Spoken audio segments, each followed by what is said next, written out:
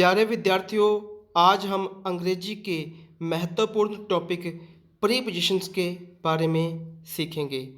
Preposition एक ऐसा शब्द है जो किसी संज्ञा या सर्वनाम से पहले आकर उस संज्ञा या सर्वनाम का शेष वाक्य के साथ में क्या संबंध है उसके बारे में बताता है।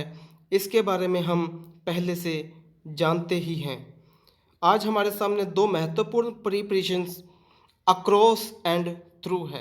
सबसे पहले अक्रॉस, जब कोई व्यक्ति या वस्तु किसी खुले स्थान के आर पार या दूसरी तरफ जाती है, अर्थात दूसरी तरफ स्थित होती है या जाती है, तो अक्रॉस प्रीपोजिशन का प्रयोग किया जाता है। जैसे ही वेंट अक्रॉस द डेजर्ट, वह रेगिस्तान के आर पार गया या दूसरी तरफ गया। अब रेगिस्तान से जब वो गुजरा तो वो एक खुला स्थान था, उसमें उसकी बॉडी कवर नहीं हुई, इसलिए अक्रॉस का प्रयोग किया गया। थ्रू, जब कोई व्यक्ति या वस्तु एक ऐसे स्थान के आर पार जाती है जिसमें वह वस्तु घिर जाए, अर्थात उसकी बॉडी कवर हो जाए, चारों तरफ से ढक जाए, तो उसको व्यक्त करने के लिए हम थ्रू प्रीपोजिशन का प्रयोग करेंगे। जैसे two friends were going through a forest, दो मित्र जंगल में से होकर जा रहे थे।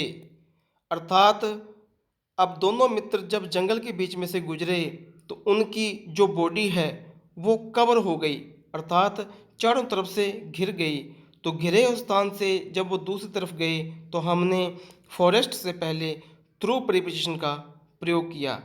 अब हम इन दोनों को एक तस्वीर के माध्यम से, चित्र के माध्यम से समझते हैं। हमारे सामने पहला चित्र है जिसमें एक स्नेक एक पाइप के बीच में से होकर आर पार दूसरी तरफ जा रहा है। तो स्नेक की जो शरीर है, स्नेक की जो बॉडी है, वो पाइप में कवर हो रही है। तो हमने पहले वाक्य में the snake went through the pipe, अर्थात सांप पाइप के बीच में से होकर गुजरा, उसकी बॉडी उसमें कवर हुई। दूसरे वाक्य में जो स्नेक है वो ब्रिज के ऊपर से जा रहा है दूसरी तरफ, तो हमने वाक्य लगाया the snake went across the bridge, अर्थात सांप पुल के आर पार गया। उसमें पुल के ऊपर स्नेक की जो बॉडी है वो कवर नहीं हुई क्योंकि पुल एक खुला हुआ स्थान था। तो हमने अक्रॉस प्रीपोजिशन का प्रयोग किया।